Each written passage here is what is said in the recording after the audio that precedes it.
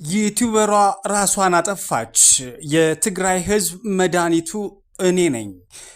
የአዲስ አበባ ነዋሪዎች ተዘጋጁ ተብላችኋል። ፕሬዝዳንቱ የሰላም እጅ ዘረጉም። በሌሉበት ደሞዝ የሚከፈላቸው ከ4000 በላይ ሰራተኞች ጉዳይ እያነጋገረ ይገኛል። በአርቲፊሻል ኢንተለጀንስ በኢትዮጵያ አዳዲስ የሰብአዊ መብት ጥሰቶች እየተፈጸሙ ስለመሆናቸውም ተነግሯል። ኢትዮጵያ የጥምረቱ አባል ትሆን ይሆን? በጉጉት የሚጠበቅ ጉዳይ ነው። ሰላም ጤና ይስጥልን፣ እንደምናላችሁ ውድ የኢትዮጵያ ድምፅ ተከታታዮች። የኢትዮጵያ ድምፅ የካቲት 19 ቀን 2018 ዓ.ም የሀገር ቤትና የባህር ማዶ ዜናዎች ከዚህ ሰዓት ጀምሮ ወደ እናንተ መድረሳቸውን ይቀጥላሉ። ከዜናዎቻችን ጋር አብራችሁ ትሆኑ ዘንድ በአክብሮት ጋብዘናል። ቀዳሚ ወዳደረግነው ዜናችን እንውሰዳችሁ። የአዲስ አበባ ነዋሪዎች ተዘጋጁ ተብላችኋል። የኢትዮጵያ ኤሌክትሪክ አገልግሎት ነገ የካቲት 20 ቀን 2018 ዓ.ም በአዲስ አበባና በሸገር ከተሞች የሚገኙ የተለያዩ አካባቢዎች ላይ የጥገና ስራ ለማከናወን የኃይል አቅርቦት እንደሚቋረጥ አሳውቋል። ተቋሙ ጨምሮ እንደገለጸውም ከጠዋቱ 2 ሰዓት እስከ 8 ሰዓት ተኩል በኮሌጅ አካባቢ፣ ወንድራ ትምህርት ቤት፣ መሳለሚያና ኮተቤ ገብርኤል አካባቢዎች የጥገና ስራ ይከናወናል ብሏል። እንደዚሁም ከጠዋቱ 2 ሰዓት እስከ 9 ሰዓት ተኩል ባለው ጊዜ በፈጥኖ ደራሽ ኮልፌ ኮምፕረሄንሲቭ ትምህርት ቤት፣ ዱ ሆቴል፣ ታይዋን ገበያ፣ ኢትዮ ጠቢብ ሆስፒታል፣ ሸጎሌ አንበሳ ጋራዥ፣ ሸጎሌ መንደር 7፣ ፊናንስ፣ አበበ ቢቂላ ኳስ ሜዳና መሳለሚያ አካባቢዎች የኤሌክትሪክ ኃይል አቅርቦት ይቋረጣልን ብሏል። እንደዚሁም በሸገር ከተማ አስተዳደርም ሙሉ በሙሉ ከጠዋቱ 2 ሰዓት እስከ 8 ሰዓት ተኩል የኤሌክትሪክ አገልግሎት ይቋረጣል ሲልም አገልግሎቱ አሳውቋል። ስምረት ፓርቲ የፌዴሬሽን ምክር ቤት ውሳኔን አሳገደም። በአቶ ጌታቸው ረዳ የሚመራው ስምረት ፓርቲም በኢትዮጵያ ምርጫ ቦርድ በኩል ሊተገበር የነበረውን የፌዴሬሽን ምክር ቤት ውሳኔ በፌዴራል ከፍተኛ ፍርድ ቤት በኩል ማሳገድ ችሏል። ይህ ውሳኔ በተለይ በአማራና በትግራይ ክልሎች መካከል ባሉ አከራካሪ የምርጫ ክልሎች ላይ የሚከናወኑ ተግባራትን በጊዜያዊነት ገቷል። ፍርድ ቤቱ ዛሬ በሰጠው አስቸኳይ ብይንም በየካቲት 16 ቀን 2018 ዓ.ም የሰጠው ውሳኔ የሚፈጸም ከሆነ በቀጣይ የሚደረገው የህግ ክርክር ውጤት አልባ ሊሆን ስለሚችል ክርክሩ ታይቶ ተለዋጭ ትዕዛዝ እስኪሰጥ ድረስም ውሳኔው ታግዶ እንዲቆይ ያዟል። ፍርድ ቤቱ ይህን እርምጃ የወሰደው በፍትሐ ብሔር ስነ ስርዓት ህግ ቁጥር 154 መሰረት መሆኑን አሳውቋል። የኢትዮጵያ ሰብአዊ መብቶች ኮሚሽን ወይም ኢሰመኮም የሰው ሰራሽ አስተውሎት ወይም አርቲፊሻል ኢንተለጀንስ ቴክኖሎጂ በከፍተኛ ፍጥነት መስፋፋት በኢትዮጵያ ውስጥ አዳዲስ የሰብአዊ መብት ጥሰቶችና ስጋቶች እየፈጠረ መሆኑን ገልጿል።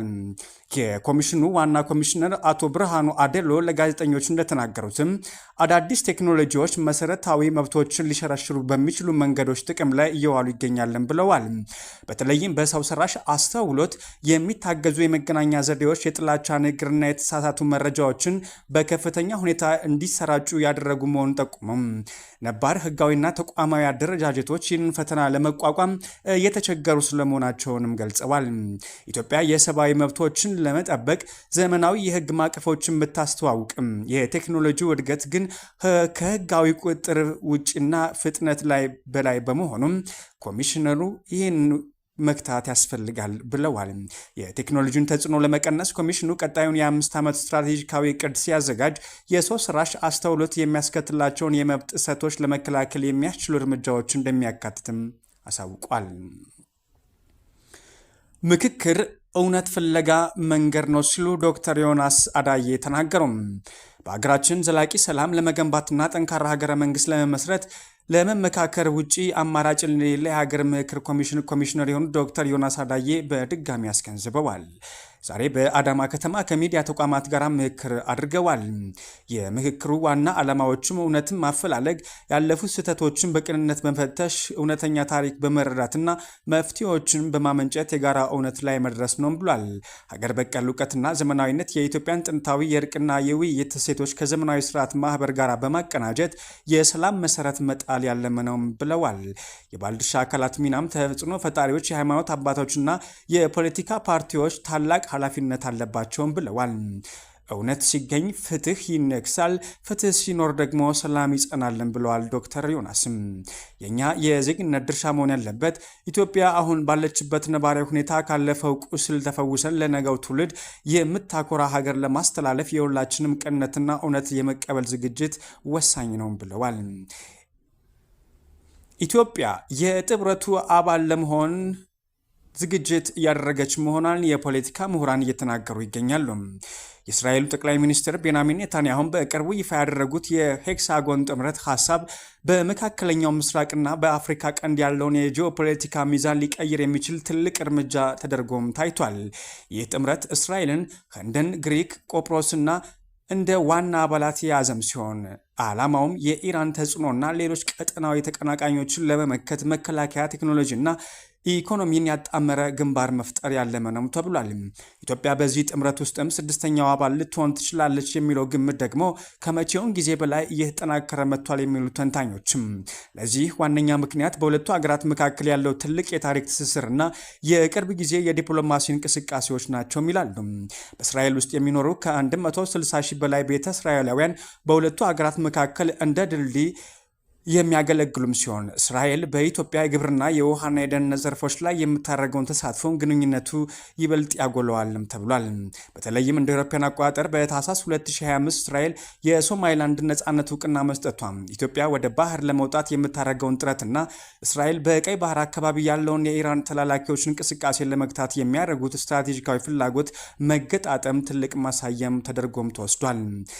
ዛሬ የካቲት 18 ቀን 2018 ዓ.ም የእስራኤሉ ፕሬዝዳንት ኢስሐቅ ሄርዞግ ወደ አዲስ አበባ በማቅናት ከጠቅላይ ሚኒስትር አብይ አህመድ ጋር መወያየታቸውም ደግሞ ኢትዮጵያ በዚህ አዲስ ጥምረት ውስጥ ቦታ እንዳላት ፍንጭ የሚሰጥ ክስተት ሆኖም ተዘግቧል። ይሁን እንጂ ኢትዮጵያ ይህንን ጥምረት ለመቀላቀል የምታደርገው ጉዞም አልጋ በአልጋ ላይሆን ይችላልም ብለዋል። አገሪቱ ከቱርክ፣ ሳውዲ አረቢያና ከኳታር ጋር ያላት የጠበቀ ግንኙነት እንደዚሁም ከግብፅና ከህዳሴው ግድብ ዙሪያ ያለውን ውጥረት ግምት ውስጥ በማስገባት ዲፕሎማሲያዊ ሚዛኗን ለመጠበቅ ትገደዳለች የሚሉም ተንታኞች ይገኛሉ። የኢትዮጵያ ድምፅን እያደመጣችሁ ትገኛላችሁ። ውድ አድማጮቻችን ከውጭ መገናኛ ብዙሃን ወደ ሰማናቸው ጉዳዮች እንውሰዳችሁ። መቼስ በዚህ ጊዜ የማይሰማ የለም። በደቡብ አፍሪካ የተሰማው ነገርን ዓለምን እያነጋገረ ይገኛል። ከ4000 በላይ ሰራተኞች በሌሉበት ደሞዝ እየበሉ መያዛቸውም ተነግሯል። በደቡብ አፍሪካ ከ4000 በላይ በሌሉበት ደሞዝ ሲከፈላቸው የነበሩ ግለሰቦች በመጨረሻም ተጋልጠዋል። የደቡብ አፍሪካ መንግስት በመንግስት የደሞዝ ክፍያ መዝገብ ላይ ተመዝግበው ነገር ግን በአካል የሌሉ ከ4000 በላይ ጎስት ሰራተኞች ማግኘቱን አሳውቋል። ሀገሪቱ ባደረገችው መጠነ ሰፊ የኦዲት ምርመራም እነዚህ በሌሉበት ደሞዝ የሚከፈላቸው ግለሰቦች የሞቱ ሰዎች ስምና የተደገሙ ማንነት መታወቂያ ቁጥሮች በመጠቀም መንግስትን በየዓመቱ በሚሊዮኖች የሚቆጠር ራንድ እያከሰሩ ነበረም ብሏል። ባለስልጣናቱ በአካል ቀርበው ማንነታቸው ማረጋገጥ የማይችሉ ሰራተኞች ደሞዛቸው ወዲያውኑ እንዲታገድና ምርመራ እስኪጠናቀቅ ከስራ እንዲታገዱ ማስጠንቅቋል። ይህ የኦዲት እርምጃ የመንግስትን የደሞዝ ወጪ ለመቀነስና ብክነትን ለመግታት ከታቀደ ሰፊ ስትራቴጂ አካል አንዱ ነው ተብሏል። መንግስት ከዚህ ጎን ለጎን የሰራተኛ ቁጥር ለመቀነስ የቅድመ ጡረታ ፕሮግራም ወይም ኤርሊ ሪታይርመንት የጀመረም ሲሆን በመጀመሪያ ዙርም ከ7600 በላይ ጥያቄዎች ተቀባይነት ማግኘታቸውም ቢቢሲ አስነብቧል። በዚህም በያዝነው የፋይናንስ ዓመትም ብቻ 2.6 ቢሊዮን ራንድ ለመቆጠብ የታቀደም ሲሆን በቀጣይ ዓመትም ለዚሁ ፕሮግራም ተጨማሪ በቢሊዮኖች የሚቆጠር በጀት የደቡብ አፍሪካ መንግስት መበጀቱም ተነግሯል። የዩቲዩበሯ ራሷን አጠፋች። በህንድ የ21 ዓመቷ ዩቲዩበር በፍቅር ግንኙነት መቋረጥ ምክንያት ህይወቷ አጥፍታለች። በህንድ ሃይድራባድ የምትኖር የ21 ዓመት ተማሪና ታዋቂ ዩቲዩበር ቦኑ ኮማሊ ከፍቅረኛዋ ጋር በነበራት ግንኙነት መቋረጥ በደረሰባት ከፍተኛ የስሜት መጎዳት ምክንያትም ራሷን ማጥፋቷ ተሰምቷል። ኮማሊ ለ3 ዓመታት ከቆየችበት ፍቅረኛዋ ጋር ከተለያዩ በኋላ በብስጭትና ዳግም እንደሚመለስ በመጠበቅ ላይ እንደነበረች በዕለት ማስታወሻዋ ላይ መጻፏን ፖሊስ ገልጿል።